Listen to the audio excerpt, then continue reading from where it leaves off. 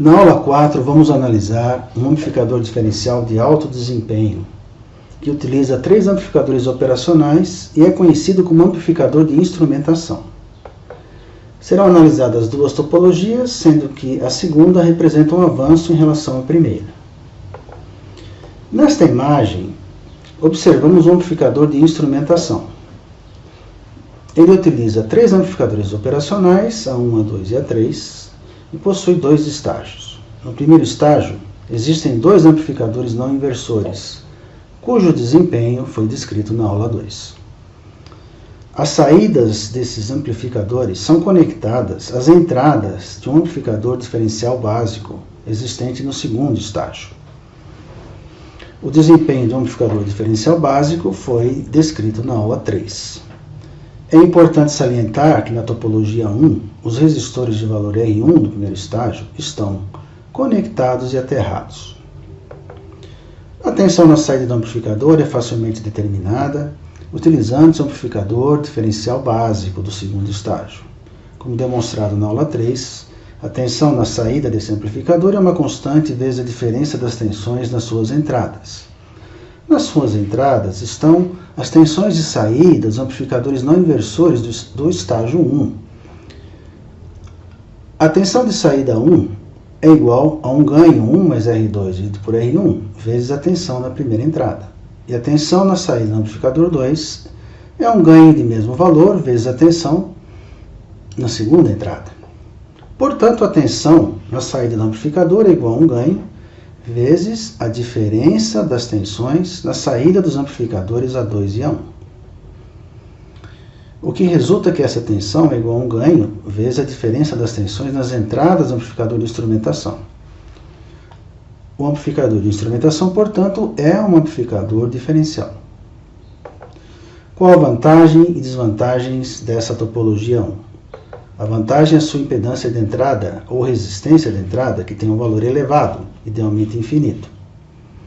Porque nas entradas não inversoras dos amplificadores 1 e 2 não existe corrente.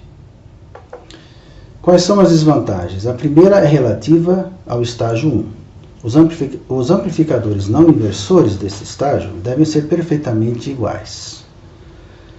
Essa desvantagem é superada considerando-se que os amplificadores de instrumentação são produzidos e disponibilizados comercialmente como circuitos integrados. No processo de produção desses circuitos, é fácil obedecer essa igualdade dos amplificadores do primeiro estágio. A segunda desvantagem está relacionada ao ganho diferencial desta topologia 1. Vamos admitir que os resistores R2, R3 e R4 sejam mantidos constantes e que, portanto, o ganho diferencial dependerá do valor de R1. O problema é que a variação do ganho diferencial exige que 2 resistências devem ser trocadas com o mesmo valor, o valor de R1. Isso não é uma tarefa fácil. Vamos analisar agora a topologia 2, que representa um avanço em relação à topologia 1. Ela é mostrada na imagem da direita e na esquerda temos a topologia 1. Como observamos, na topologia 1, os 2 resistores de valor R1 são conectados e aterrados e foram substituídos na topologia 2 por um único resistor de valor 2R1. Quem garante esta igualdade é o teorema de Miller, como mostrado na imagem abaixo. Os resistores R1 e R2 aterrados são equivalentes aos resistores R1 da topologia 1. E o resistor R12 é equivalente ao resistor de valor 2R1 da topologia 2. Utilizando-se as equações aqui descritas, demonstra-se facilmente que o valor de R12 deve ser igual a 2 vezes R1. Qual é o ganho do amplificador de instrumentação? Vamos responder essa pergunta utilizando-se um amplificador de instrumentação como disponibilizado comercialmente. No primeiro estágio temos 2 resistores de mesmo valor e no segundo estágio temos 4 resistores de mesmo valor. Externamente ao circuito integrado existe uma resistência cujo valor pode ser variado, de tal maneira que o ganho diferencial possa ser variado. Para determinar a tensão na saída são necessárias 3 equações. A primeira equação expressa que a soma das correntes do nó X é igual a 0 e permite determinar o valor de Vx. A segunda equação expressa que a soma das correntes do nó Y é igual a 0, o que resulta numa equação do valor de Vy. E finalmente a terceira equação descreve a tensão na saída do amplificador diferencial básico. Como o ganho é unitário, porque os resistores são iguais, a tensão na saída é a diferença das tensões nas entradas, Vy menos Vx. Com as equações 1, 2 e 3, obtemos que a tensão na saída do amplificador de instrumentação é igual a um ganho vezes a diferença das tensões nas entradas. O ganho agora depende do valor das resistências R2 do estágio 1 e da resistência externa RG. Vamos calcular os ganhos AD, ganho diferencial, e ACM, ganho em modo comum. Eles estão relacionados ao parâmetro da CMRR definido na aula 3. CMRR é a taxa de rejeição em modo comum e é definida como quociente dos ganhos AD e ACM em módulo. A CMRR quantifica a capacidade de rejeição de um amplificador diferencial de rejeitar na sua saída sinais que estejam simultaneamente presentes nas duas entradas e que são indesejáveis, como os ruídos. Para determinar o valor de AD, utilizamos a equação da tensão de saída já demonstrada e a equação da tensão de saída descrita na aula 3, que envolve o ganho diferencial, a tensão de entrada diferencial, o ganho em modo comum e a tensão de entrada em modo comum, levando à conclusão que AD é igual a 1 mais 2 vezes R2 dividido por RG. Considerando-se que, no estágio 2, os resistores são iguais, como descrito na aula 3, o valor de ACM será nulo. Portanto, a CMRR, que é o quociente dos ganhos AD e ACM módulo, terá um valor muito elevado, idealmente infinito. Quais são as vantagens dessa topologia 2? A primeira vantagem está relacionada à variação do seu ganho diferencial, que depende de um único resistor externo ao circuito integrado. A segunda vantagem está relacionada ao desempenho desse circuito quando as duas entradas estão conectadas e, portanto, são iguais. Pela propriedade de curto-circuito virtual dos operacionais, a tensão na entrada na inversora é igual à tensão na entrada inversora. E, portanto, nesse resistor de valor 2R1 ou RG, teremos nesse nó o valor da tensão de entrada e nesse nó o valor da tensão de entrada 2. Como elas estão conectadas e, portanto, são iguais, não haverá diferença de potencial nessa resistência e, portanto, não haverá corrente. O que resulta que a tensão na saída 1 será igual à entrada 1 e a tensão na saída 2 será igual à entrada 2. Como elas são iguais, a tensão na saída será nula.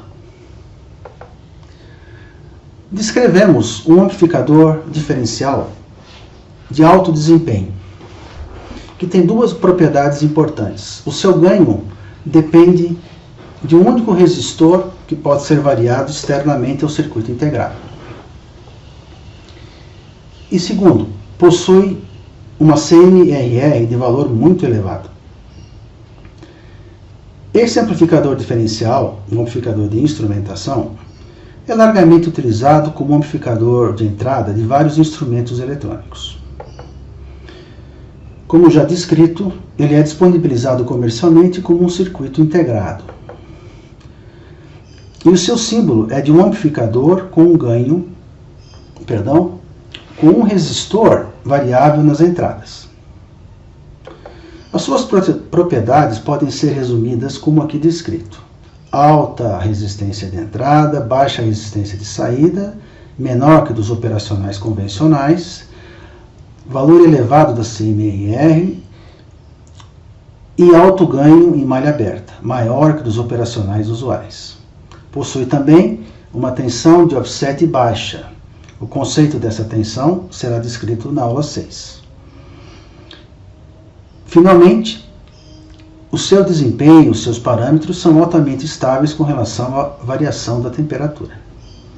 Um exemplo de amplificador de instrumentação é o modelo LH36 da empresa National, cuja resistência de entrada é de 300 MΩ e resistência de saída de meio ohm, com uma CMRR de 100 dB. Nessa imagem mostramos exemplos de amplificadores de instrumentação disponibilizados comercialmente. O INA 114, o INA 118, o 128 e o 129. Todos utilizam a tecnologia do transistor BJT. A diferença entre eles são os valores dos resistores presentes no segundo estágio.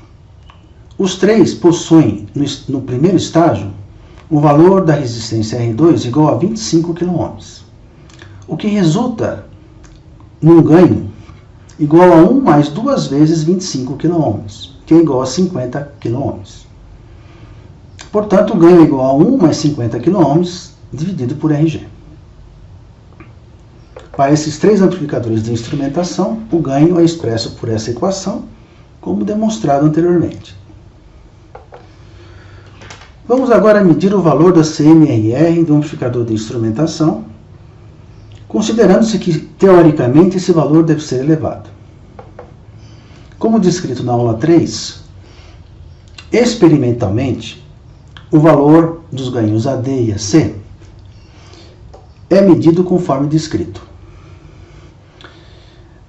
Na medida de AD, utilizamos um gerador de função conectado à entrada do amplificador inversor e a uma das entradas do amplificador de instrumentação.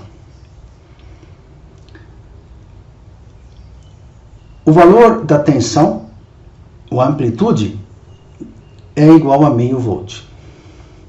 Dessa maneira, temos nas entradas do amplificador de instrumentação dois sinais com a mesma amplitude, 0,5 volts, mas defasados de 180 graus, o que resulta no valor de AD igual à tensão na saída do amplificador.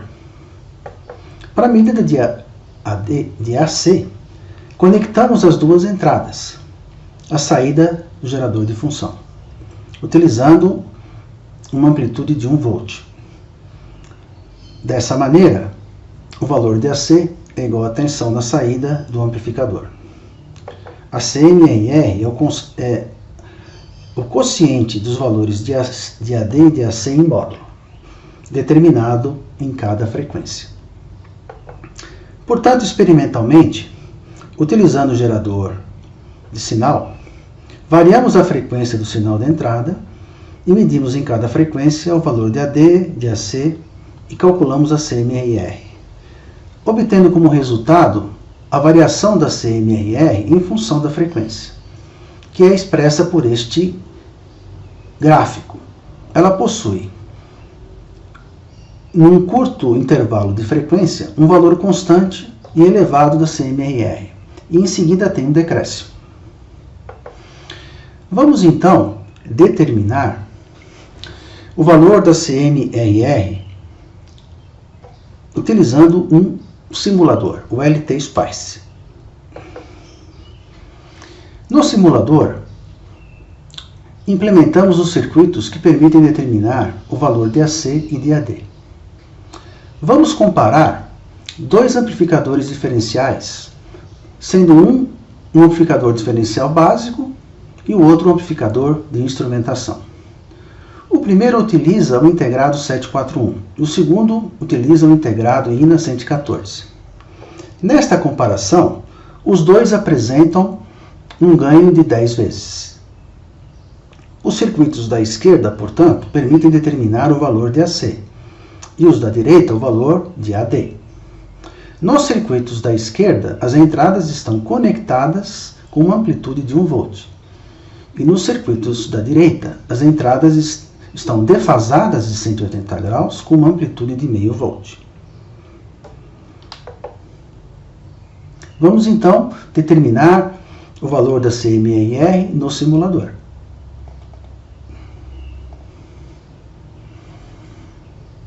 Na simulação, rodamos a simulação e definimos uma maneira de apresentação. Na janela da direita, vamos precisar de dois gráficos para expressar a CMRR de cada amplificador.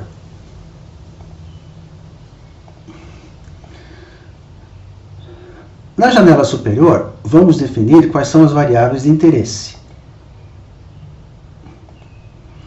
Para o amplificador diferencial básico, as variáveis de interesse são a tensão na saída AD1 dividida pela tensão na saída AC1.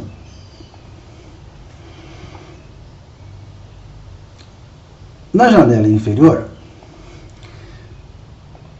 as variáveis de interesse são a tensão na saída D2 dividido pela tensão na saída AC2. As informações de defasagem entre a saída e as entradas não são importantes neste momento. Dessa maneira, obtemos uma comparação entre os valores da CMRR do amplificador de instrumentação e do amplificador diferencial básico, verificando que a CMRR do amplificador de instrumentação mostrado na janela inferior é muito superior à CMRR do amplificador diferencial básico. Além disso, a região de patamar do amplificador de instrumentação é mais estendida do que a do amplificador diferencial básico.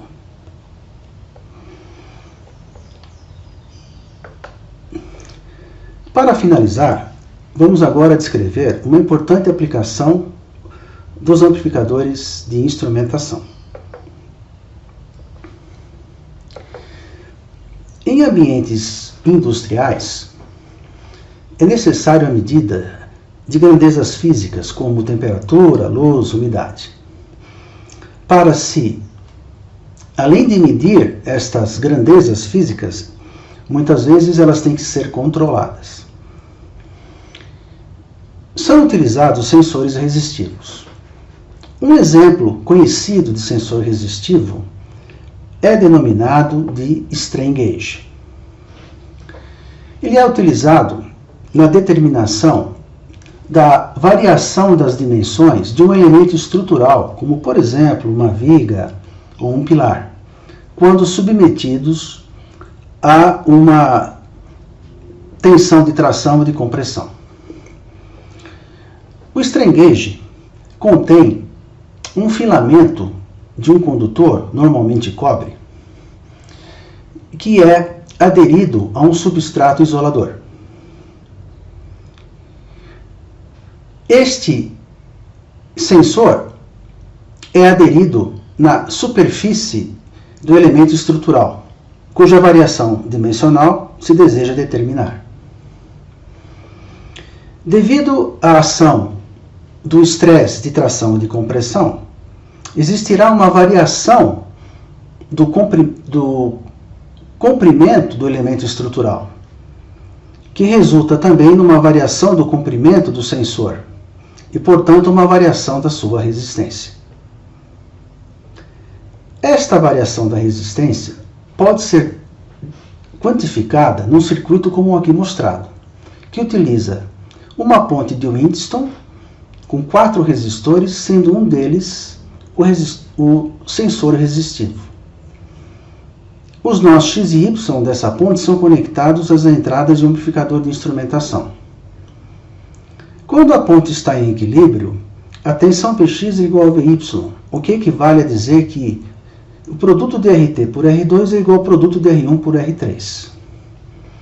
Devido à variação do resistor do sensor, devido à ação de alguma grandeza física, a ponte estará fora de equilíbrio.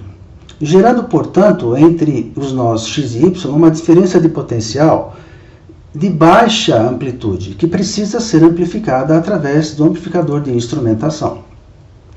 Esse sinal amplificado é, então, utilizado numa sequência de circuitos para se determinar uma grandeza física ou controlar essa grandeza. Um exemplo de sensores resistivos utilizados na medida e controle de temperatura é o termistor, cuja resistência depende da temperatura. Da mesma forma, um sensor utilizado para a medida da intensidade de luz são as fotocélulas, cuja resistência depende da intensidade de luz que incide sobre elas. Na aula 5, vamos analisar mais dois circuitos básicos que utilizam amplificadores operacionais: o circuito integrador e o circuito diferenciador.